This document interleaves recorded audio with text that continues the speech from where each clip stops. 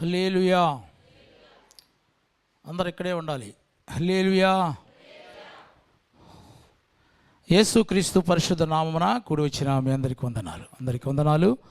కొద్ది నిమిషాలు మనము దేవుని యొక్క వాక్యాన్ని విందాం.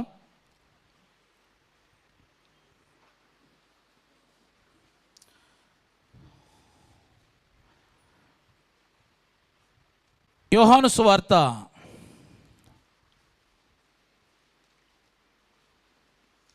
21వ అధ్యాయము 3-4 వాక్య భాగాలు చదువుకుందాం. సీమోను పేతురు నేను చేపలు పట్టబోదునని వారితో అనగా వారు మేమును నీతో కూడా వచ్చేదమనిరి. వారు వెళ్ళి దోణి ఎక్కిరి కానీ ఆ రాత్రి ఏమీ పట్టలేదు. సూర్యోదయమగుచుండగా యేసు ధరిని నిలిచెను. చాలు. పరిశుద్ధుడైన తండ్రి, కూడి వచ్చిన బిడ్డలందరినీ నీ స్వాధీనంలో ఉంచుకోండి. వాక్య భాగం ద్వారా మాతో మాట్లాడమని యేసుక్రీస్తు నామమున ప్రార్థించి అడిగి వేడుకొనిచున్నాము తండ్రి. ఆమెన్. ప్రియమైన దేవుని బిడ్డలారా, ఈ వాక్య సందర్భమును మనము గమనించినట్లయితే గనక 2000 సంవత్సరముల క్రితమే మన ప్రభువైన యేసుక్రీస్తు వారు సశరీరుడుగా ఈ లోకానికి వచ్చాడు. చివరి 3.5 సంవత్సరాల కాలంలో సువార్త ప్రకటించాడు. ఒక రాత్రంతా కూడా ప్రార్థన చేసి తండ్రి ఆలోచన తీసుకుని 12 మంది శిష్యులను ఏర్పరచుకుని వారికి అపోస్తులని పేరు పెట్టాడు. అయితే చివరి 3.5 సంవత్సరముల ముగింపులో సర్వ మానవాళి పాప పరిహార్థమై కలువరి శిలువలో మన కొరకు మరణించి తిరిగి పునరుత్థానుడై లేచాడు. ఆమేన్. తరువాత 40 దినములు శిష్యులకు కనబడ్డాడు. యేసు ప్రభు వారు ఎప్పుడైతే చనిపోయాడో శిలువ మీద ఒకడు ఉరి పెట్టుకుని చనిపోయాడు, ఒక శిష్యుడు. మిగతా శిష్యులందరికీ కూడా పచ్చని చెట్టుకే ఇలాంటి పరిస్థితి వస్తే మన పరిస్థితి ఏంటి అని భయపడుతూ, యూదులు గనక మనల్ని చూస్తే గనక మనం చంపేస్తారేమో అని ప్రాణ భయముతో వాళ్ళు తలనిల్లిపోతున్నారు. అలాంటి పరిస్థితులలో శిష్యులలో ప్రధానుడైన పేతురు గారు మిగతా శిష్యులతో మాట్లాడిన మాట మనం చదువుకున్నాం. ఇప్పుడు ఏమంటున్నాడంటే, సహోదరులారా,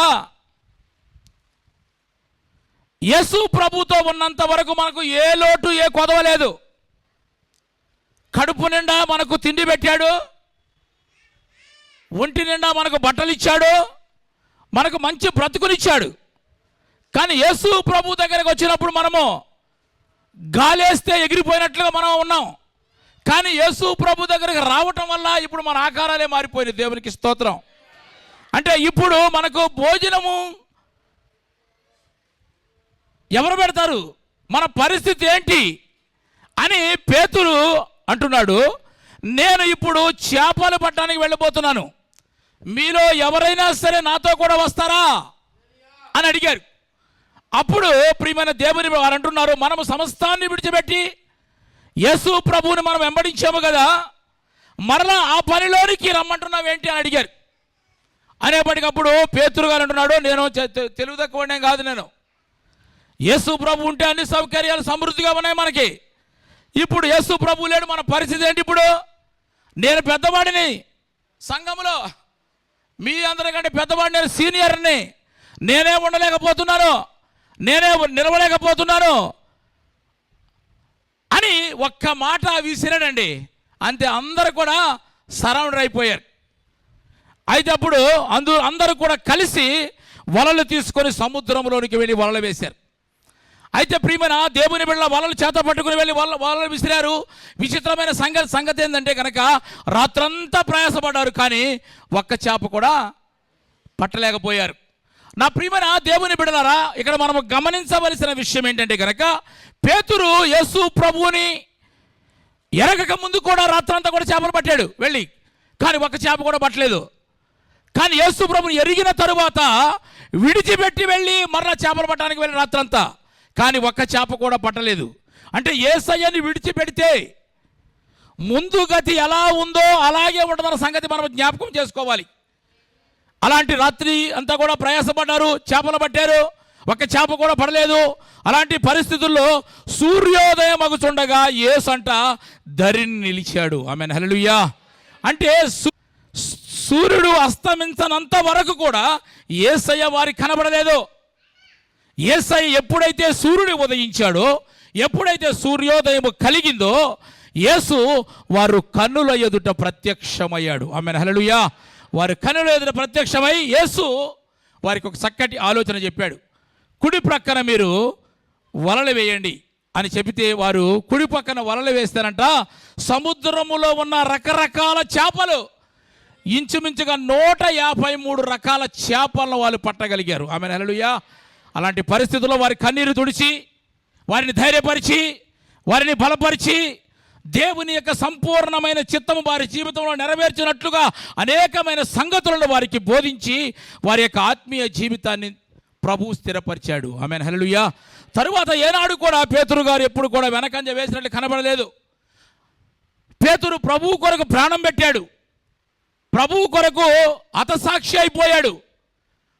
కాబట్టి నా ప్రియమైన దేవుని బిడ్డ, అలాంటి అంటే మన జీవితంలో కూడా సూర్యోదయము కలగాలి అంటే గనక, సూర్యుడు మన జీవితంలో ఉదయించాలంటే గనక, యేసు నిలిచి ఉండి వారి జీవితంలో స్థిరపరచబడాలి అంటే గనక, మనము ప్రియమైన దేవుని బిడ్డలారా వారి బ్రతుకులు స్థిరపరచబడాలి అంటే గనక మన జీవితంలో కూడా నీతి సూర్యుడు ఉదయించాలి. ఆమేన్, హల్లెలూయా.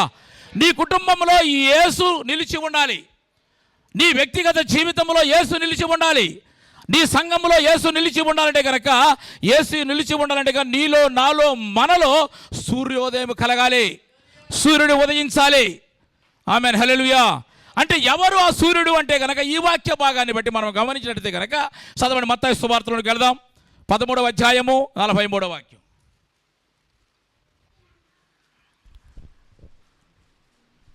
అప్పుడు నీతిమంతులు తమ తండ్రి రాజ్యములో సూర్యుని వలె తేజరిల్లుతారు. ఆమేన్, హల్లెలూయా. అంటే ఏంటి ప్రియమైన దేవుని బిడ్డలారా, నీవే ఒక సూర్యుడువు, నేనే ఒక సూర్యుడిని.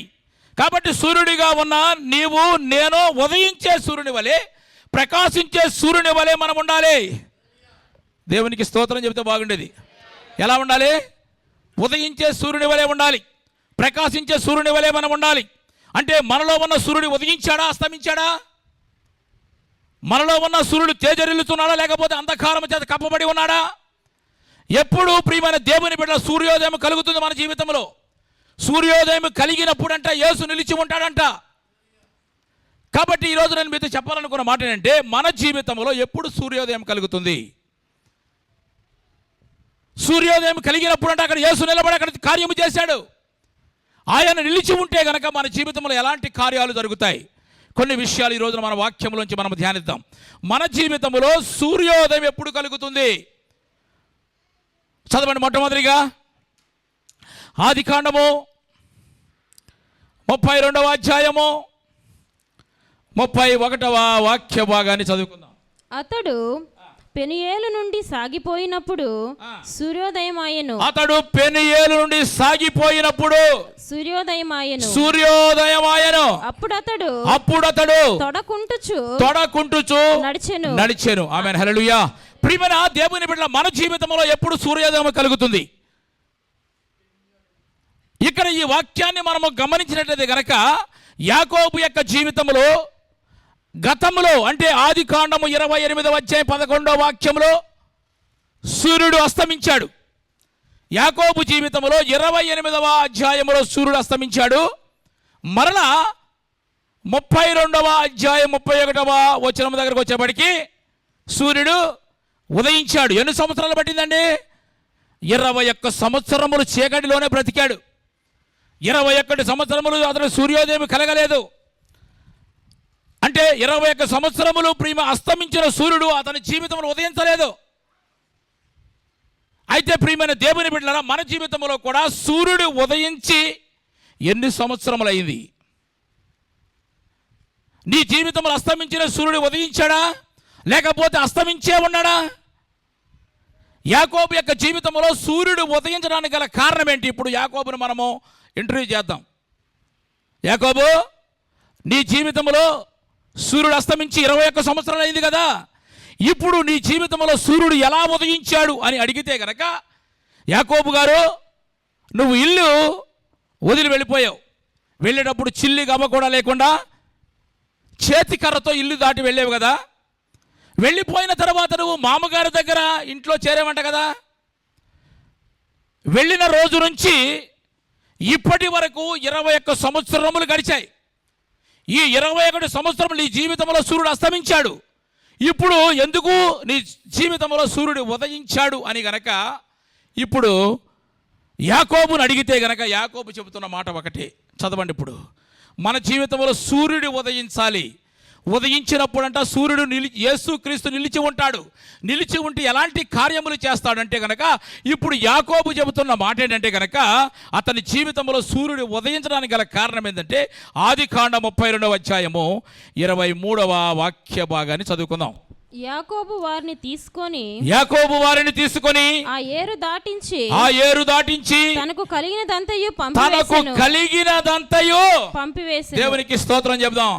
ఆ డోర్ పెట్టండి. హల్లెలూయా. ప్రియమైన దేవుని బిడ్డలారా, యాకోబు యొక్క జీవితంలో సూర్యుడు ఉదయించడానికి గల కారణం ఏంటంటే, అతను చెబుతున్న సాక్ష్యం ఏంటంటే గనక, అతనికి కలిగినదంతా కూడా ఏం చేశాడంట? పంపివేశాడు. ఆమేన్, హల్లెలూయా. అంటే ప్రియమైన దేవుని బిడ్డ, దేవుని ప్రేమించడానికి, దేవుణ్ణి ఆరాధించడానికి ఆటంకముగా ఉన్న ప్రతి దానిని ఎవరైతే వదిలివేస్తారో వారి జీవితంలో నీతి సూర్యుడు ఉదయిస్తాడు. చప్పటి కూడా దేవుని స్తోత్రం చెప్దాం. సూర్యోదయం కలుగుతుంది. నా ప్రియమైన దేవుని బిడ్డలారా, అతని జీవితంలో సూర్యోదయం కలగడానికి కారణం ఏంటంటే, అతను కలిగినదంతా కూడా వదిలివేశాడంట. అతను ఏమి కలిగి ఉన్నాడు? అతను ఏమి కలిగి ఉన్నాడు? పుట్టింటి నుంచి కూడా మేనమామ దగ్గరికి వెళ్ళినప్పుడు పుట్టి చేతి కర్రతో బయలుదేరి వెళ్ళాడు కదా. అతని దగ్గర ఏమీ కూడా లేదు కదా. కట్టుకోవడానికి బట్టలు తప్ప, కాళ్ళకు వేసుకున్న చెప్పులు తప్ప అతని దగ్గర ఏమీ లేవు. మరి ఏమి కలిగి ఉన్నాడంటే గనక, అతని హిస్టరీ గమనిస్తే గనక, యాకోబు మేనమామ ఇంటికి వెళ్ళాడు. మేనమామ ఇంట్లో పనికి కుదుర్చుకున్నాడు. చిన్న కుమార్తెను ప్రేమించాడు. 7 సంవత్సరాలు కొలువు చేశాడు. మామ మోసము చేసి పెద్ద కుమార్తె లేయాను పెళ్లి చేశాడు. మరలా రాహేలు కొరకు మరలా 7 సంవత్సరాలు కొలువు చేశాడు కదా. అంటే కనుక మళ్ళీ వాళ్ళిద్దరిని పెళ్లి చేసుకున్నాడు. వాళ్ళిద్దరు కూడా మరొక ఇద్దరిని పెళ్లి చేశారు. వద్దనే మాట యాకోబు జీవితం లేదు. వాళ్ళు ఇష్టం ఉంటే చేసుకుంటూనే ఉంటాడు. మొత్తానికి 12 మంది పిల్లల్ని కన్నాడండి. అయితే ప్రియమైన దేవుని బిడ్డ, దేవుడు చెప్పాడని తన ఇంటికి బయలుదేరి వెళుతున్నాడు. ఇప్పుడు ప్రియమైన దేవుని బిడ్డ ఎబ్బేకు రేపు దగ్గరకు వచ్చాడండి. ఈ మధ్యలో యాకోబు చెవిలో ఒక వార్త పడింది. మీ అన్న అయిన ఏశావు 400 మందితో నేను ఎదుర్కొని వస్తున్నాడు. పూర్తిగా వెళ్ళలేదు, పూర్తిగా చెప్పిన మాటలు వెళ్ళలేదు. వెంటనే భయపడిపోయి ఆస్తిని 2 భాగాలుగా చేశాడు. 2 భాగాలుగా చేసి ఎబ్బేకు రేపు దగ్గరకు వచ్చి ఇప్పుడు ఏమి కలిగి ఉన్నాడు? అతను భార్యల్ని కలిగి ఉన్నాడు. స్తోత్రం చెప్పండి. అందులో బాగా ప్రేమించిన భార్య కూడా ఉంది. అంటే యాకోబు అందరినీ పంపివేస్తున్నాడు. అప్పుడు బాగా ప్రేమించిన భార్య ఉంది కదా, రాహేలు, నేను కూడా నీతో వస్తానండి అని అడుగుంటుంది. నేను కూడా నీతో ఉంటానని అడుగుంటుంది. యాకోబు అంటున్నాడు, నిన్ను ప్రేమించినందువల్లే, నీ ప్రేమలో పడి నేను మునిగిపోవటం వల్లే నాలో ఉన్న సూర్యుడు అస్తమించాడు. ఇంతవరకు నేను 21 సంవత్సరములు చీకటిలో బ్రతకడానికి గల కారణము నిన్ను ప్రేమించడం వల్ల. కాబట్టి ప్రియమైన దేవుని బిడ్డ, యాకోబులో సూర్యుడు అస్తమించడానికి గల కారణం ఏంటంటే, యాకోబులో దేవుని ప్రేమ లేదు. యాకోబులో లోకములో ఉన్న వాటిని ప్రేమించాడు. అందుకని దేవుని వాక్యం సెలవిస్తుంది. యోహాను మొదటి పత్రిక 2వ అధ్యాయము గమనించినది కనుక 15వ వాక్య భాగాన్ని మనం చదువుకుందాం. ఈ లోకములోనైనను లోకములో ఉన్న వాటినైనను ప్రేమించకుడి. ఎవడైనను లోకమును ప్రేమించిన ఎడల తండ్రి ప్రేమ మనలో ఉండదంట. దేవునికి స్తోత్రం చెబుదాం గట్టిగా. ఇక్కడ యాకోబు తెలుసుకున్నాడు, నేను యేసయ్యను ప్రేమించలేదు, నిన్ను ప్రేమించినట్లుగా యేసయ్యను ప్రేమించి ఉంటే గనక నాలో సూర్యుడు అస్తమించేవాడు కాదు. నీ కొరకు నేను 14 సంవత్సరములు కొలువు చేశాను. నీ ప్రేమ కొరకు నేను ఎండకు ఎండాను, వర్షానికి తడిచాను, మంచుకు నేను వణికిపోయాను. మీ నాన్న 10 సార్లు నా జీతం మార్చినప్పటికి కూడా, మీ నాన్న నాతో సరిగా మాట్లాడకపోయినప్పటికీ కూడా నీ ప్రేమ కొరకు నేను అన్ని సహించాను. నిన్ను ప్రేమించినందువల్ల సూర్యుడు నాలో అస్తమించాడు. నిన్ను ప్రేమించినట్టుగా నా దేవుని ప్రేమిస్తే గనక నా జీవితంలో సూర్యుడు అస్తమించేవాడు కాదు. కాబట్టి నా ప్రియమైన దేవుని బిడ్డలా, నీ ప్రేమలో మునిగిపోయి దేవుని ప్రేమకు నేను దూరం అయిపోవటం వల్ల నాలో సూర్యుడు అస్తమించాడు. కాబట్టి మన జీవితంలో సూర్యుడు ఉదయించాలి అనుకుంటే గనక ప్రియమైన దేవుని బిడ్డ మనకు కలిగినదంతా కూడా విడిచిపెట్టేసంట. అంటే దేవుణ్ణి ప్రేమించగలిగితే గనక నీలో సూర్యుడు ఉదయిస్తాడు. గట్టిగా చెప్తాం హల్లెలూయా. నీవు ఎవరిని ప్రేమిస్తున్నావు? లోకాన్ని ప్రేమిస్తున్నావా? మనుషుల్ని ప్రేమిస్తున్నావా? పేరు ప్రఖ్యాతులను ప్రేమిస్తున్నావా? నువ్వు ఘనతలను ప్రేమిస్తున్నావా? నువ్వు వేటిని ప్రేమిస్తున్నావు ఈ రోజున? నువ్వు మనుషుల్ని ప్రేమించినంత వరకు దేవుని వాక్యం సెలవిస్తుంది. న్యాయాధిపతుల గ్రంథంలో చూస్తే కనుక 5వ అధ్యాయము 31వ వాక్య భాగాన్ని మనం చదువుకుందాం. యెహోవా నీ శత్రువులందరూ అలాగునే నశించెదరు. ఆయనను ప్రేమించువారు బలముతో ఉదయించు ఆయనను ప్రేమించువారంట బలముతో ఉదయించు సూర్యుని వలె ఉంటారు. ఒకసారి చప్పండి కూడా దేవుని స్తోత్రం చెప్పండి. ఆయనను ప్రేమిస్తే గనక ప్రియమైన దేవుని బిడ్డలా, యేసయ్యను ప్రేమిస్తే గనక నీతి సూర్యుడు ఎప్పుడు కూడా అస్తమించడు. నీ జీవితంలో సూర్యుడు అస్తమించడు. యేసయ్యను తప్ప నువ్వు ఎవరిని ప్రేమించినప్పటికీ కూడా నీ జీవితంలో కౌంట్ డౌన్ ప్రారంభమవుతుంది. నీ ఆత్మీయ జీవితం క్షీణించిపోతుంది. కాబట్టి నువ్వు తొట్టిల్లిపోయే అవకాశం ఉంటుంది. కాబట్టి నా ప్రియమైన దేవుని బిడ్డలారా, మన జీవితంలో సూర్యుడు ఉదయించాలి అనుకుంటే గనక నీకు కలిగినవన్నీ కూడా విడిచిపెట్టాలి. దేవుణ్ణి నువ్వు ప్రేమించగలిగితే, అంటే దేవుణ్ణి ప్రేమించడానికి ఆటంకముగా ఉన్న ప్రతి దాన్ని కూడా మనం వదిలిపెట్టగలిగితే కనుక, ఏమి కలిగి ఉన్నాడు? ఎప్పటి వరకు భార్యలను కలిగి ఉన్నాడు. వాళ్ళ ప్రేమ కొరకు యేసయ్యను విడిచిపెట్టేశాడు. యేసయ్యను ప్రేమించలేకపోయాడు. మరొక మాట ఏంటంటే, అతడు ఆస్తిని కలిగి ఉన్నాడు. ఎబ్బేకు రేవు దగ్గరకు వచ్చేటప్పటికి సంపాదించిన ఆస్తిని అంతటిని కూడా వదులుకున్నాడు. ఎందుకంటే గనక ఈ సంపాదన బట్టే కదా, ఈ సంపాదించడానికి వెళ్ళటం బట్టే కదా ఆదివారం దేవుని రాలేకపోతున్నాను, నేను క్రమంగా దేవుని మందిరం రాలేకపోతున్నాను, ఆత్మీయంగా ఎదగలేకపోతున్నాను, ఉపవాస దినాలు కూడా పాటించలేకపోతున్నాను, సహవాసముకు దూరం అయిపోతున్నాను, సేవకునికి సమీపంగా ఉండలేకపోతున్నాను అన్న సంగతిని ఇప్పుడు యాకోబు గమనించాడు. యాకోబుతో ప్రభువు మాట్లాడుతూనే ఉన్నాడు, కానీ అర్థం చేసుకోలేకపోయాడు. చాలాసార్లు మాట్లాడుతూనే వచ్చాడు, అర్థం చేసుకో. ఒక రోజు రానే వచ్చిందనమాట. అయితే నా బ్రతుకు ఇలా ఎందుకు అయిపోయింది? 21 సంవత్సరములు నేను సంపాదిస్తున్నాను, కుటుంబం ఉంది, బిడ్డలు ఉన్నారు, భార్యలు ఉన్నారు, కానీ నాలో సంతోషం లేదు. ఆ సంగతిని గమనించాడు. కాబట్టి ప్రియమైన దేవుని బిడ్డలారా, ప్రేమించిన వాటినన్నిటినీ కూడా విడిచిపెట్టేసేసి ఇప్పుడు దేవుణ్ణి ప్రేమించడానికి మనసును స్థిరపరచుకున్నాడు. ఆమేన్ హల్లెలూయా. అప్పుడు రాహేల్ అనుండొచ్చు కదా, ఏమని? 14 సంవత్సరాలు కదా నన్ను ప్రేమించావు కదా, నేను కూడా నీతో వస్తానంటే కనుక ఏమని ఉంటాడు? నా జీవితంలో సూర్యోదయం కావాలంటే కనుక ఎంతటి ప్రేమనైనా నేను వదులుకుంటా, నా జీవితంలో క్రీస్తు ఉదయించాలి. కాబట్టి నా ప్రియమైన దేవుని బిడ్డలారా, మన జీవితంలో సూర్యోదయం కావాలంటే కనుక నీకు కలిగినవన్నీ కూడా దేవునికి దూరము చేస్తున్నా ఏదైనా సరే గల నువ్వు విడిచిపెట్టగలిగితే కనుక నీ జీవితంలో సూర్యోదయం కలుగుతుంది. అయితే సూర్యోదయం కలిగినప్పుడంట అక్కడ పేతురు గారు వల్లబడుతున్నప్పుడు అక్కడికి వచ్చి ఆయన ధరణి నిలిచి ఏం చేస్తాడు? ఇప్పుడు యాకోబు జీవితంలో కూడా సూర్యోదయం కలిగింది కదా. కలిగినప్పుడు ఏం చేస్తాడు? చదవండి. ఇప్పుడు ఆది కాండంలోకి వెళ్దాం. 32వ అధ్యాయము 31వ వాక్య భాగం చదువుకుందాం.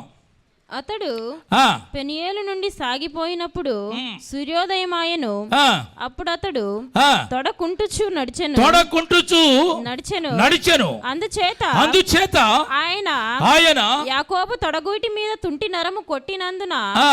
నేటి వరకు ఇశ్రాయేలీయులు తొడగూటి మీదనున్న చాలు ప్రియమైన దేవుని బిడ్డరా, ఆయన నిలిచి సూర్యోదయం కలిగినప్పుడు ఆయన నిలిచాడన్న మాట మనం చదువుకున్నాం అక్కడ. ఆయన నిలిచి ఏమి చేశాడంటే యాకోబు యొక్క జీవితంలో నిలిచినప్పుడంట తన నడక మార్చబడింది. స్తోత్రం చెప్పు. తన జీవితమే మార్చబడింది. యాకోబు ఒక్కడే మిగిలిపోయాడు. ఇప్పుడు యాకోబులో ఎవరు లేరు, యాకోబుతో కూడా ఎవరు కూడా లేరు, ఒక్కడే మిగిలిపోయాడు. Amen hallelujah. సూర్యోదయం కాక మునుపు యాకోబు నడక వేరు, సూర్యోదయం కలిగిన తరువాత యాకోబు నడకలో మార్పు వచ్చింది. Amen hallelujah. రాత్రంతా కూడా ప్రార్థన చేశాడు. నన్ను ఆశీర్వదిస్తే గాని నిన్ను విడిచిపెడతాను పట్టుదల కలిగిన ప్రార్థన చేశాడు. అయితే ప్రియమైన దేవుని బిడ్డ కుంటుకుంటూ ఇంటికి వెళితే భార్య అంటుంది, ఏమండి వెళ్ళేటప్పుడు బాగానే మంచి డ్రెస్ వేసుకెళ్ళావు కదా, మరి వచ్చేటప్పుడు కుంటుకుంటూ వచ్చావంటే కనుక నా జీవితంలో సూర్యోదయం కలిగింది. చప్పటి దేవుని స్తోత్రం చెప్పు. గట్టిగా చెప్తాం, గట్టిగా హల్లెలూయా. నా జీవితంలో సూర్యోదయం కలిగింది. నీ నడక మార్చబడాలి. దేవుని సంధికి వచ్చిన నీ జీవితంలో నీ యొక్క జీవితం మార్చబడకపోతే కనుక నీ ఇంటి వారు ఎలా రక్షణ పొందుతారు, నీ ఇంటి వారు నిన్ను ఎలా వెంబడిస్తారు? ఇప్పుడు భార్య అడిగింది అనమాట, బాగానే వెళ్ళావు, మంచి డ్రెస్ వేసుకుని వెళ్ళావు, నడుచుకుంటూ వెళ్ళావు కదా, ఇప్పుడు కుంటుకుంటూ వస్తున్నావేంటంటే నా నడక మార్చిన దేవునికి స్తోత్రం. హల్లెలూయా. నా జీవితంలో సూర్యోదయం కలిగింది. Amen hallelujah. అందుకని యాకోబులో మార్పు వచ్చిందనమాట. సంఖ్యాకాండం 23వ అధ్యాయము 21వ వాక్య భాగాన్ని మనం చదువుకుందాం. చదవండి.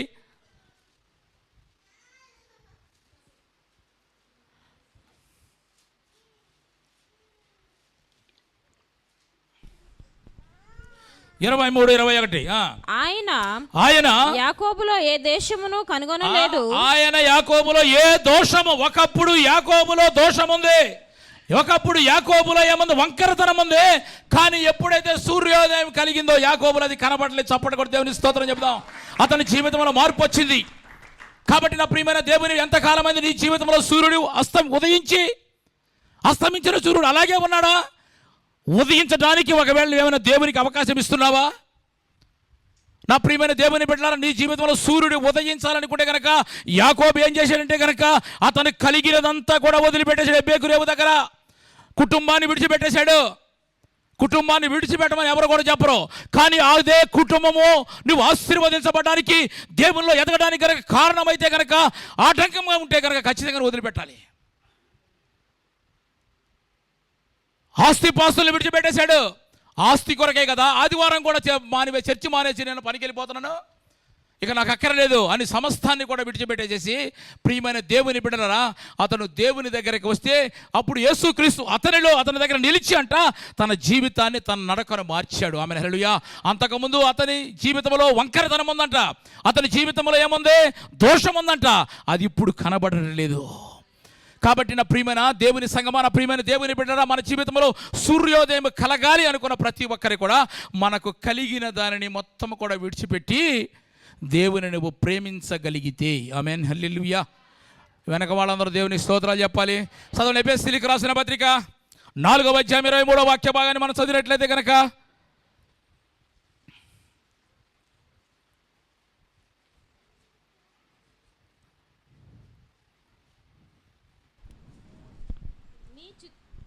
నాలుగు 22 కావున మునుపటి ప్రవర్తన విషయములోనైతే మోసకరమైన దురాశల వలన చెడిపోవు మీ ప్రాచీన స్వభావమును వదులుకొని మీ చిత్త శుద్ధి యందు నూతన పరచబడిన వారై నీతియు యథార్థమైన భక్తి గల వారై దేవుని పోలికగా సృష్టించబడిన నవీన స్వభావమును మనము ధరించుకుంటే నీతి సూర్యుడు మనలో ఉదయిస్తాడు. ఆమేన్ హల్లెలూయా. ఎన్ని సంవత్సరమైనప్పటికీ కూడా ఆ పాత జీవితమే జీవిస్తూ ఉంటే కనుక నీతి సూర్యుడు ఎలా ఉదయిస్తాడు మన జీవితంలో?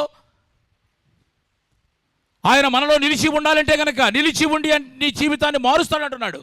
కాబట్టి నా ప్రియమైన దేవుని సంగమా, నా ప్రియమైన దేవుని బిడ్డరా, మన జీవితంలో సూర్యుడు ఉదయించాలి అంటే గనక మనము ఏం చేయాలి? మనము కలిగినదంతా కూడా విడిచిపెట్టి, దేవునికి ఆటంకమైన ప్రతి దాన్ని కూడా విడిచిపెట్టి నువ్వు దేవుణ్ణి ప్రేమించగలిగితే ఖచ్చితంగా మన జీవితంలో సూర్యుడు ఉదయిస్తాడు. హల్లెలూయా. ఆ ఉదయించిన సూర్యుడు నిలిచి ఏం చేశాడు? యాకోబు జీవితాన్నే మార్చేశాడు. యాకోబు నడక మార్చబడింది. ఆమేన్, హల్లెలూయా. ఇప్పుడు చూస్తే కనుక యాకోబులు ఏ దోషం కనపట్ల, ఏ వంకరతనం కనపడలేదు. కారణం ఏంటంటే సూర్యోదయం కలిగింది. హల్లెలూయా. రెండవదిగా చదవండి, రాజుల 2వ గ్రంథము 3వ అధ్యాయం 22వ వాక్య భాగాన్ని చదువుదాం. ఉదయమందు నీవు లేచినప్పుడు సూర్యుడు నీళ్ల మీద ప్రకాశించగా అవతలి నీళ్లు మోయాబీలకు రక్తము వలె కనబడెను. గనుక వారు అది రక్తము సుమి రాజులు ఒకరినొకరు హతము చేసుకొని నిజముగా హతులైరి. స్తోత్రం చెప్పండి. ప్రియమైన దేవుని బిడ్డలారా, మన జీవితంలో సూర్యుడు ఉదయించాలంటే కనుక మనం ఏం చేయాలి? మొట్టమొదటిగా మనకు కలిగినదంతా కూడా విడిచిపెట్టాలి. దేవుని నువ్వు ప్రేమించగలిగితే కనుక సూర్యుడు ఉదయిస్తాడు. ఉదయించిన సూర్యుడు నిలిచి నీ జీవితాన్ని మారుస్తాడు. హల్లెలూయా. ఈ వాక్య భాగాన్ని మనం గమనిస్తే కనుక ఇక్కడ ఇశ్రాయేలు రాజు, యోధా రాజు, ఏదోము రాజు ముగ్గురు కలిసి మోయాబీలతో యుద్ధానికి వెళ్ళారు. జాగ్రత్తగా విందాం. మోయాబీలు ఎవరంటే కనుక అక్రమ సంతానం, అంటే క్రమము తప్పి ప్రవర్తించే వారితో ఇప్పుడు యుద్ధానికి వెళ్ళారు. ఇశ్రాయేలు రాజు, యోధా రాజు, ఏదోము రాజు గమనించినట్టు కనుక ఆత్మీయ జీవితానికి మనం అన్వయించుకుంటే కనుక అది ప్రాణము, ఆత్మ, శరీరముకు సాదృశ్యంగా ఉంది. ప్రియమైన దేవుని బిడ్డలారా, ఇక్కడ గమనించండి. అరణ్యంలోకి వచ్చారు వాళ్ళు, త్రాగడానికి నీళ్ళు లేవు. ఇలాంటి పరిస్థితుల్లో యూదా రాజైన యెహోషాపాతు అడిగాడు.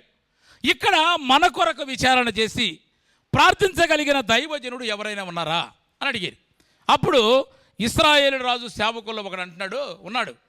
ఎవరున్నారు? ఎలీషా అని ఒక దైవజనుడు ఉన్నాడు. ఏలియా చేతుల మీద నీళ్లు పోసిన వాడు దైవజనుడు ఎలీషా ఉన్నాడు ఇక్కడ. ఆయన దగ్గరకు మనం వెళితే కనుక మన గురించి ఆయన తప్పకుండా మనకు చెప్తాడు అని చెప్పగానే వెంటనే వాళ్ళ ముగ్గురు కూడా వెళ్ళి ఎలీషా దగ్గరికి వెళ్ళి వాళ్ళ విషయాలన్నీ కూడా ఎలీషా ప్రవక్త చెప్పారు. అప్పుడు ఎలీషా అంటున్నాడు, మీరు శత్రువుల మీద యుద్ధానికి వెళుతున్నారు కదా, అయితే మీరు జయము పొందాలి అంటే కనుక మొట్టమొదటిగా మీకు సూర్యోదయం కలగాలి. గట్టిగా చెప్పు హల్లెలూయా. సూర్యోదయం కలగాలి మీకు. అంటే మీరు లోయలో బాగా గోతులు త్రవ్వాలి. ఇప్పుడు ఆ గోతుల నిండా దేవుడే ఏ సూచన క్రియ లేకుండానే, వర్షము లేకుండానే, మేఘములు లేకుండానే దేవుడు ఖచ్చితంగా వర్షాన్ని, నీళ్లను రప్పిస్తాడు ఆ గోతుల్లోనికి.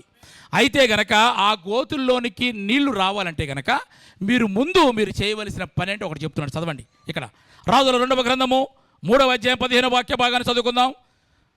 ఆ యొద్దకు వీణ వాయించగల జాగ్రత్తగా ఇప్పుడు గోతులలోకి ఇప్పుడు నీళ్లు రావాలి. ఇప్పుడు రావాలంటే గనక ఇప్పుడు ఏం చెప్తున్నా అంటే నా యొద్దకు వీణ వాయించగల ఒకరిని తీసుకొని రమ్ము చాలు. ఆమేన్, హల్లెలూయా.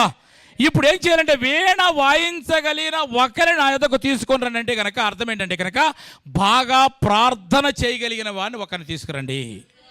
ఆత్మలో ప్రార్థన చేయగలిగిన వాడిని ఒక్కరికి తీసుకుని రండి. మనసు పెట్టి ప్రార్థన చేయగలిగిన వాడిని ఒక్కరిని తీసుకుని రండి. స్తోత్రం చెప్పండి ఒకసారి. పట్టుదల కలిగిన ప్రార్థన చేసేవారు ఒక్కరిని తీసుకురండి. అంటే కనుక మీ జీవితంలో సూర్యోదయం కలగాలంటే కనుక మీరు ఏం చేయాలంటే కనుక ఆత్మలో మీరు ప్రార్థన చేయగలిగితే కనుక, ఇక్కడికి వచ్చిన మీరు మీ జీవితంలో కార్యాలు జరగాలంటే కనుక మనస్సు పెట్టి ప్రార్థన చేయగలిగితే కనుక మీ జీవితంలో సూర్యోదయం కలుగుతుంది. ఇక్కడికి వచ్చి కూడా మనసు ఎక్కడికి పెట్టకపోతే, వాక్యం వినకపోతే, ఎన్ని వాక్యములు ఉన్నప్పటికీ కూడా సూర్యోదయం కలగదు. ఆ లోయలో కోతులు తవ్వాలి. మీరు ఆ గోతులలో నీళ్లు రావాలంటే కనుక మీరు ఇక్కడ వచ్చిన మీరందరూ కూడా మీ జీవితంలో సూర్యోదయం కావాలంటే కనుక ఆత్మలో ప్రార్థన చేసే అనుభవంలోనికి మీరు రావాలి.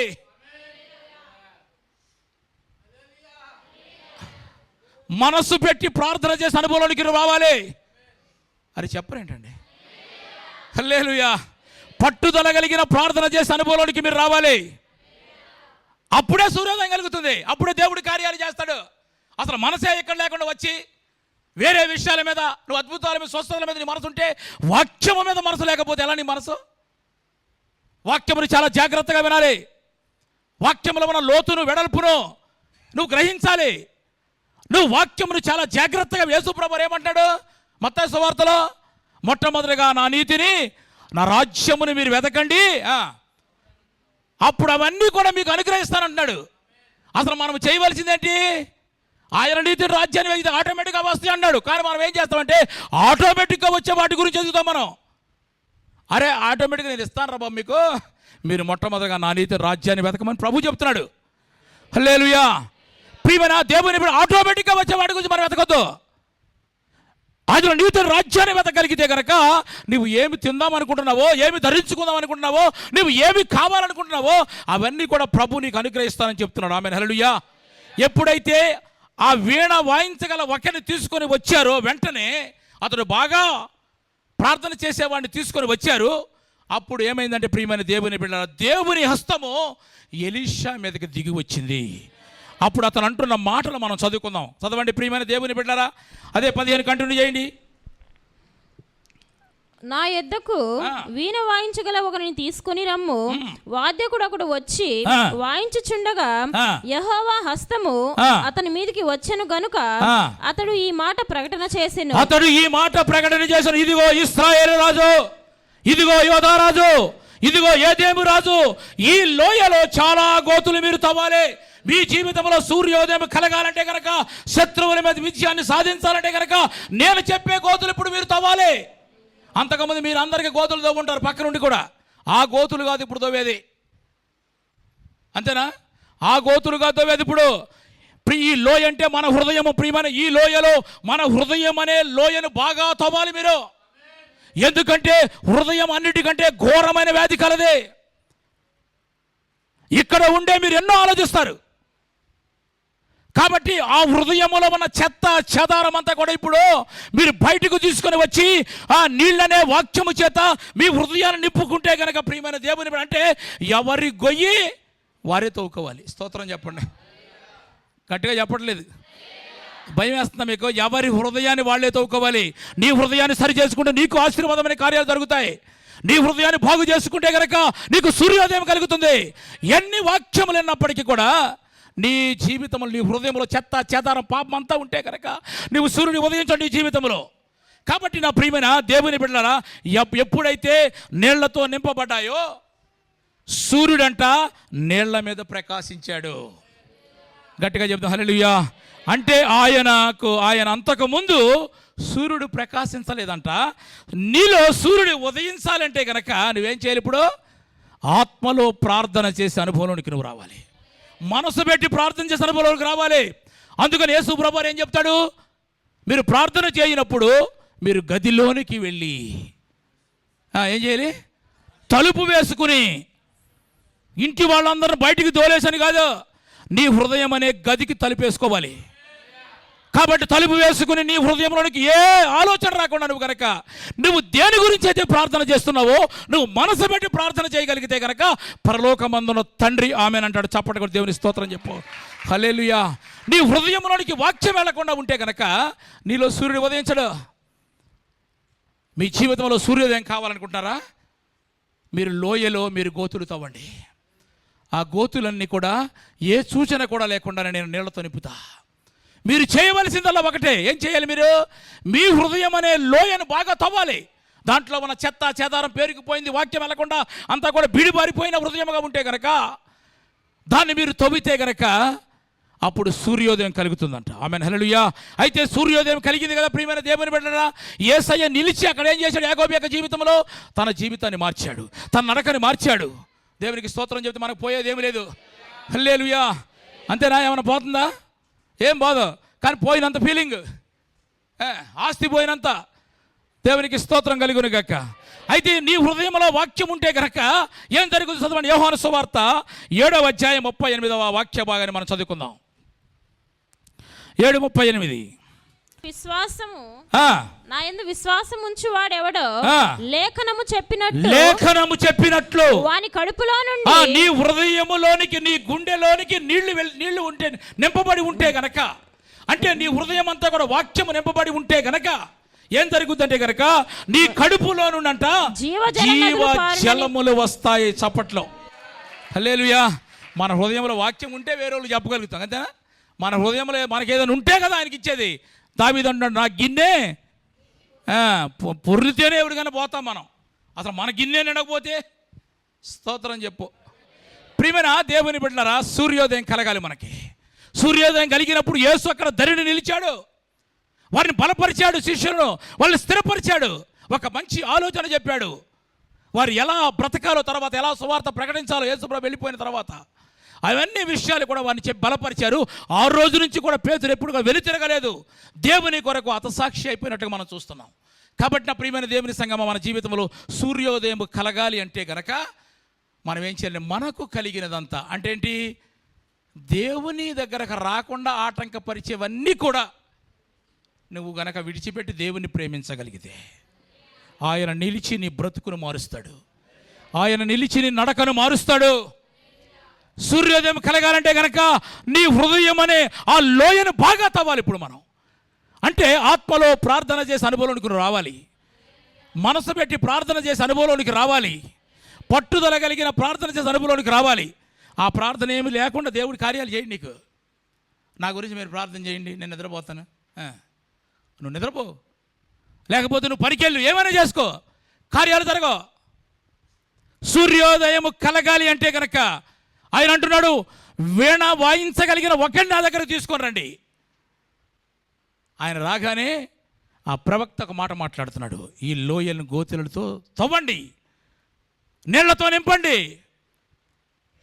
అప్పుడే మన జీవితంలో సూర్యోదయం కలుగుతుంది. అయితే సూర్యోదయం కలిగిన యేసు అక్కడ నిలిచి ఉన్నాడు కదా, నిలిచి ఉండి ఏం చేశాడు? ఇప్పుడు అక్కడ చదవండి, మాట చదువుకుందాం. రాజుల మొదటి 2వ గ్రంథము 3వ అధ్యాయము 22వ వాక్య భాగాన్ని మనం చదువుకుందాం. ఉదయమందు లేచి వీరు లేచినప్పుడు సూర్యుడు నీళ్ల మీద ప్రకాశింపగా అవతలి నీళ్లు మోయాబీలు కంట, చూడండి, మోయాబీలు కంట రక్తము వలె కనబడి అంట. ఆమేన్, హల్లెలూయా. గనుక వారు, అది రక్తము సుమి, రాజులు ఒకరినొకరు హతము చేసుకొని నిజముగా హతులైరి. ఆమేన్, హల్లెలూయా. ఆయన నిలిచి ఉండి ఎటువంటి కార్యాలు చేస్తాడంటే నీ శత్రువులందరూ కూడా చనిపోయేట్లుగా దేవుడు అక్కడ కార్యం చేశాడంట. శత్రువుల మీద విజయాన్ని దేవుడు నీకు ఇస్తాడు. నచ్చితే చప్పట కూడా ఒకసారి. ఆమేన్, హల్లెలూయా. మన జీవితంలో విజయోత్సవంతో దేవుడు ఊరేగిస్తాడు మనల్ని. మన జీవితంలో అపజయాలు పాలు కాకుండా దేవుడు మనల్ని కాపాడుతాడు. అఖండ విజయముతో మనము అడుగులు వేయగలుగుతాం. ఆమేన్. ఎప్పుడు అప్పుడే. స్తోత్రం, హల్లెలూయా, హల్లెలూయా. ఎప్పుడు ఆత్మలో ప్రార్థన చేస్తే, పట్టుదల కలిగిన ప్రార్థన చేస్తే కదా. శుక్రవారం ఉపవాస ప్రార్థన ఉంది. ఇక్కడ ఉన్న బ్యాచ్ మొత్తం అందరూ నేను చెప్తే నా బాధే, మళ్ళీ తర్వాత మీ బడి మీదే. ఒక్కరోజు నువ్వు పని మానలేవా? దేవుని కొరకు నీ జీవితంలో కార్యాలు చేయాలంటే కనుక నువ్వు దేవుని కొరకు ఏం వదులుకున్నావు ఇప్పటి వరకు నువ్వు? కానీ కార్యాలు మాత్రం చేయాలి. చేయకపోతే కనుక నేను రోజు వెళ్తున్నాను, అసలు నాకేం జరగట్లేదు, ఎటు జరుగుతాయి?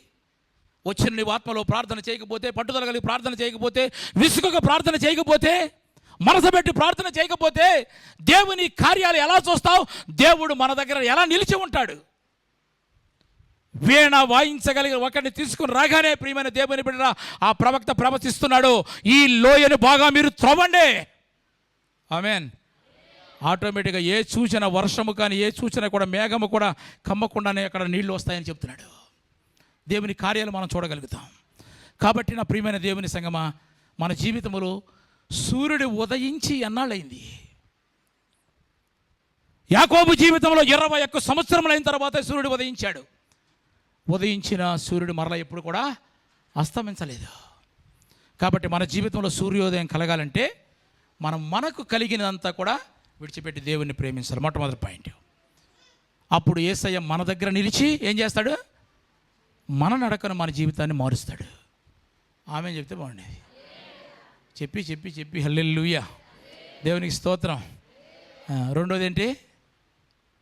ఆత్మలో నువ్వు ప్రార్థన చేసే అనుభవం రాగలిగితే ఖచ్చితంగా సూర్యుడు ఉదయిస్తాడు. సూర్యుడు నిలిచి ఏం చేస్తాడంటే శత్రువుల మీద నీకు విజయాన్ని ఇస్తాడు. చివరగా మరొక మాట చదవండి, మలాకీ గ్రంథం 4వ అధ్యాయం 2వ వాక్య భాగాన్ని. అయితే నా నామమందు జాగ్రత్తగా వినాలి. నా నామమందు భయభక్తులు గల వారు మీకు నీతి సూర్యుడు ఉదయించును, అతని రెక్కలు ఆరోగ్యము కలుగ చేస్తును గనుక మీరు బయలుదేరి కొవ్విన దూడలు గంతులు వేస్తారు. గట్టిగా చెప్తా హల్లెలూయా. ప్రియమైన దేవుని బిడ్డలారా, మీరు గమనించండి, ఇక్కడ సూర్యుడు ఎప్పుడు ఉదయిస్తాడు మన జీవితంలో అంటే గనక ఇక్కడ ఒక మాట ఉంది. నా నామమందు ఎవరైతే భయభక్తులు కలిగి ఉంటారో వారికి నీతి సూర్యుడు ఉదయిస్తాడంట. ఆమేన్ హల్లెలూయా. ఆయన ఏం చేస్తాడంట, అతడు మనకు ఆరోగ్యము కలిగజేస్తాడు. ఆమేన్. నాకు ఏ రోగము లేదు, నేను ఆరోగ్యముగా ఉన్నానన్న వాళ్ళందరూ ఒకసారి దేవునికి స్తోత్రం చెప్దాం. అర్థమైంది మీకు?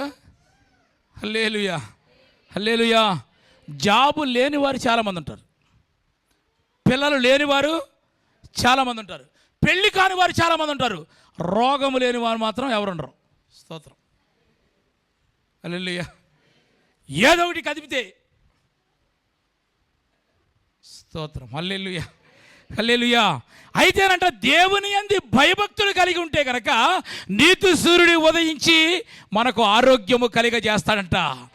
నువ్వు వచ్చేటప్పుడు దేవుని సన్నిధికి ఎలా వచ్చినప్పటికీ కూడా వెళ్ళేటప్పుడు మాత్రమో కొవ్విన దూడలు గంతులు వేసినట్లుగా వెళ్ళేటట్టు దేవుడు చేస్తాడు. ఆమేన్, హల్లెలూయా. వెళ్తా కూడా నీరసంగా వెళ్ళేమనుకోండి, ఇక్కడ కొట్టారు అనుకుంటారు మిమ్మల్ని చూసి. ఏమి చర్చలు ఏం తెలియదు, ఎవరిని కొట్టారు ఏంటో. వెళ్ళేటప్పుడు మీరు ఎట్లా వెళ్ళాలి? గంతులు వేసినట్టుగా వెళ్ళాలి. ఎప్పుడు దేవుని యందు భయభక్తులు కలిగి ఉంటే వెళ్ళగలుగుతారు మీరు. అసలు దేవుని యందు భయభక్తులు కలిగి ఉంటాం. మనం ఏమనుకుంటామంటే మారు మనసు పొందాము, బాప్తిసం తీసుకున్నాము, విశ్వాసం కలిగి ఉన్నాము, క్రమంగా చర్చకు వస్తున్నాము, దేవుని వాక్యాన్ని వింటున్నాము అనుకుంటాం. కానీ దేవుని యందు భయభక్తులు కలిగి ఉండమంటే కనుక ఒక వాక్యాన్ని మీకు జ్ఞాపకం చేస్తారు. రాజుల మొదటి గ్రంథము, జాగ్రత్తగా విందాం. 18వ అధ్యాయం 3వ వాక్య భాగాన్ని మనం చదువుకుందాం. ఆహాబు తన గృహ నిర్వాహకుడగు ఓబద్యాను పిలిపించెను. ఆహాబు తన గృహ నిర్వాహకుడగు ఓబద్యాను పిలిపించెను. ఈ ఓబద్య యెహోవా యందు భయభక్తులు గలవాడై యెజబేలు యెహోవా ప్రవక్తలు నిర్మూలము చేయుచుండగా గుహలో 50 మందిగా నూరుగురిని దాచి అన్నపానములిచ్చి వారిని పోషించెను. ఆమేన్.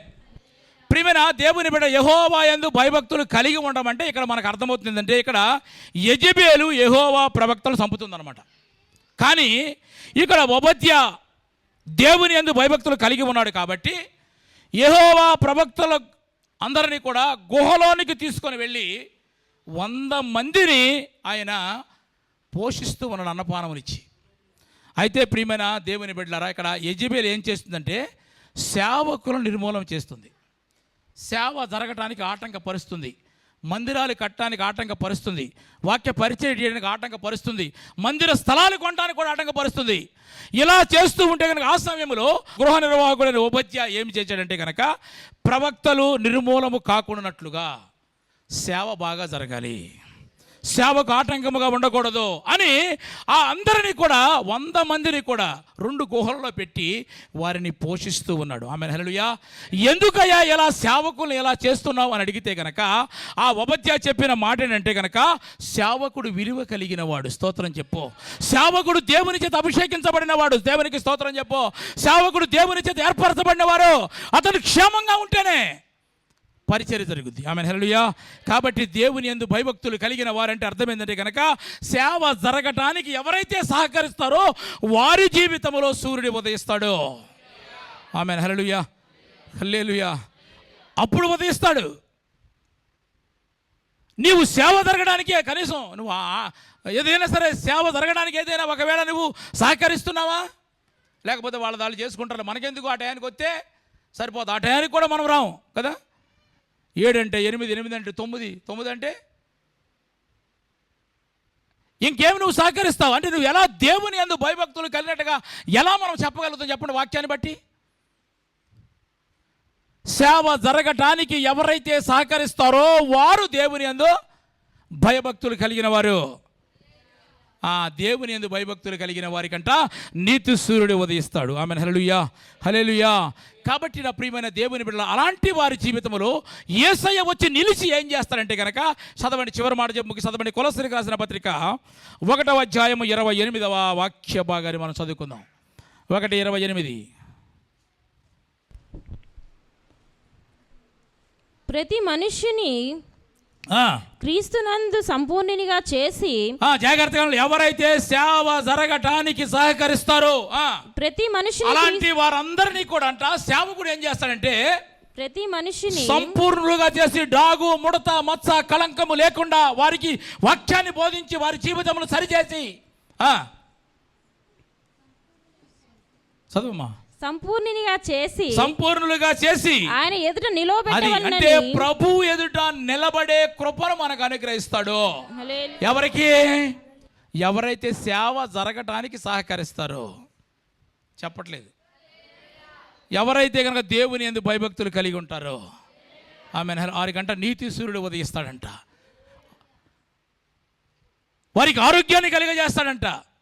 కాబట్టి నా ప్రియమైన దేవుని సంఘం, మన ప్రియమైన దేవుని బిడ్డ, మన జీవితంలో సూర్యుడు అస్తమించి అన్నాళ్ళైంది. ఉదయించాడా? ఇంకా చీకట్లోనే బ్రతుకుతున్నావా? అస్తమించిన సూర్యుని జీవితంలో ఉదయించాలంటే నీకు కలిగినదంతా కూడా, అంటే దేవుని దగ్గరికి రావడానికి ఆటంకం ఉన్నదన్నీ కూడా నువ్వేం చేయాలి? చెప్పాలి. వదిలిపెట్టరు కొంతమంది. చెప్పట్లేదు, అది ఇష్టమే పడతలేదు, ఇంకేం వదిలిపెడతారు? వదిలిపెట్టాలి. అది భార్య కావచ్చు, లేకపోతే పిల్లలే కావచ్చు, లేకపోతే ఆస్తిపాస్తులే కావచ్చు.